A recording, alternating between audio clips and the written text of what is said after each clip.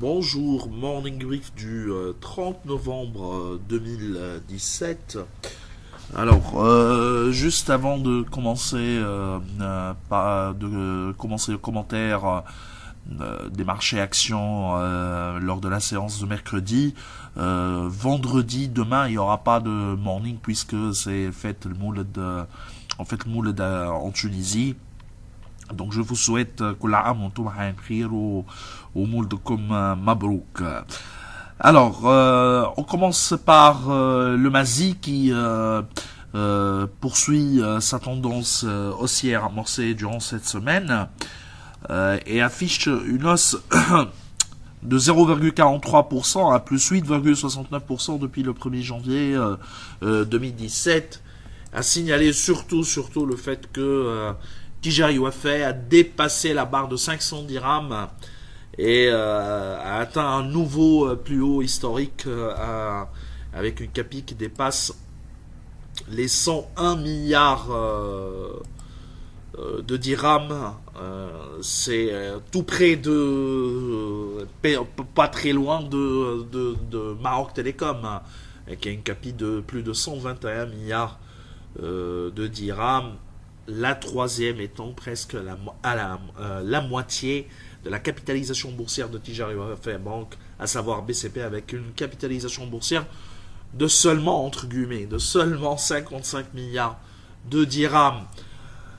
Pour ce qui est des variations de la journée, à signaler donc la hausse de Dizway de 2,89%, Atlanta qui baisse de 1,70%, Autohol de 1,01% et Cosumar de 0,66%.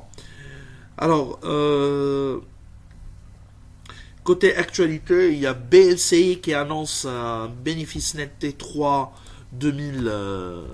au 9 mois 2017 en hausse de 19,9%. Par rapport à l'année dernière, grâce au recul du coût du risque de 24,2%,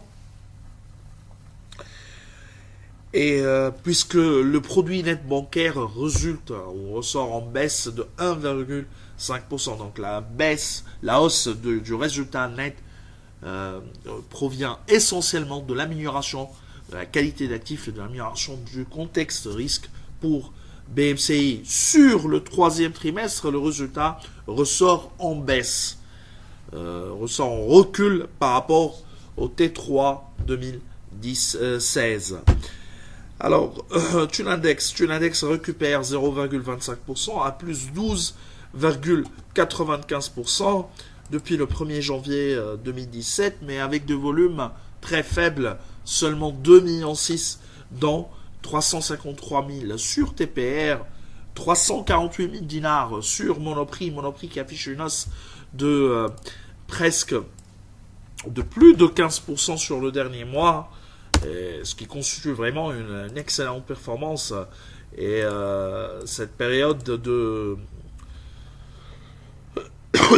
d'un mois correspond presque à la réalisation de la transaction, et nous on avait parlé de fait que avec les niveaux de valorisation de MG, de la transaction MG PGH Medinvest, Monoprix serait réapprécié par le marché, ou l'ensemble du secteur serait réapprécié, l'ensemble du secteur de la distribution alimentaire en Tunisie serait réapprécié par le marché. Alors, côté variation de la journée, il y a Cerealis qui continue également son ascension, plus 5,06%, Monoprix 4,99%, SITS 2,95%, pour SITS on n'a pas encore les états financiers. BH qui reprend un peu à plus 2,95%, dont le programme de recapitalisation est en cours. Tunisair baisse de 4,08%, Tuninvest 2,94% et STB à moins 1,80 à 3 dinars 8.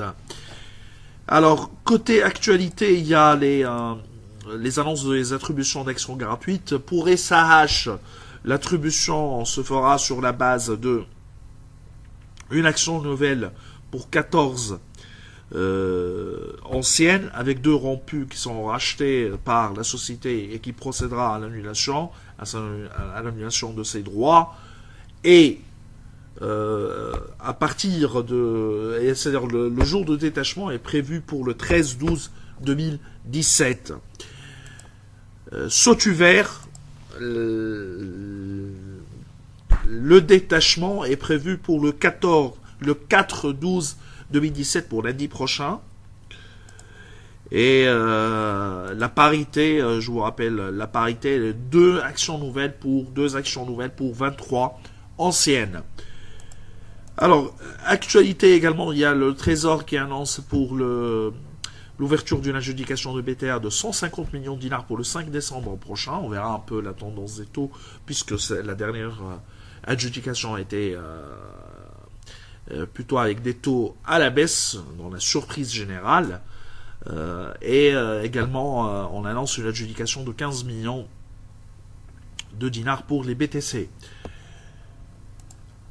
Alors, Tunisie Leasing. Tunisie Leasing annonce dans la surprise générale une AGE pour statuer sur la fusion et absorption de sa filiale Tunisie Factoring.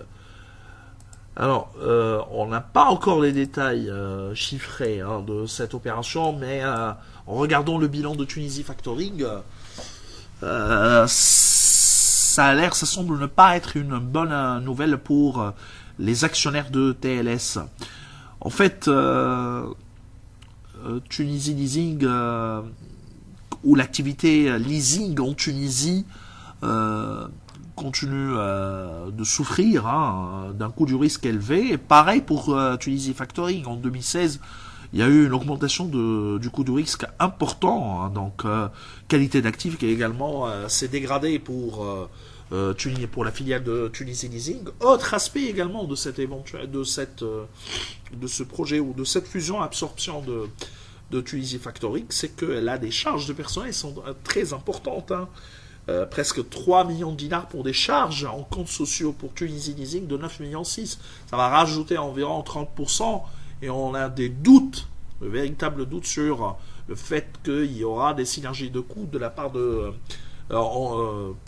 pour cette opération, vu l'aspect social en Tunisie. On verra, certainement ils ont fait leurs calculs, donc ils trouvent que par l'absorption de Tunisie Factoring, il y aura moins de problèmes de refinancement pour Tunisie Factoring, qui a également des problèmes de refinancement, à l'image du secteur leasing en Tunisie, avec la rareté des ressources et la cherté de ces ressources, de plus en plus chères et de plus en plus rares. Donc, on ne pense pas que c'est une bonne nouvelle pour les actionnaires de Tunisie Leasing. Les actionnaires de Tunisie Leasing qui souffrent, ça fait quelques années. Le cours actuellement, il est à son plus bas depuis... et autour de son plus bas depuis décembre 2018. 2008, c'est-à-dire presque 9 années à son plus bas sur 9 ans. Et 2017 ne s'annonce pas comme une année de reprise en termes de résultats. Alors je vous souhaite encore une fois Moul Mabrouk et à lundi prochain.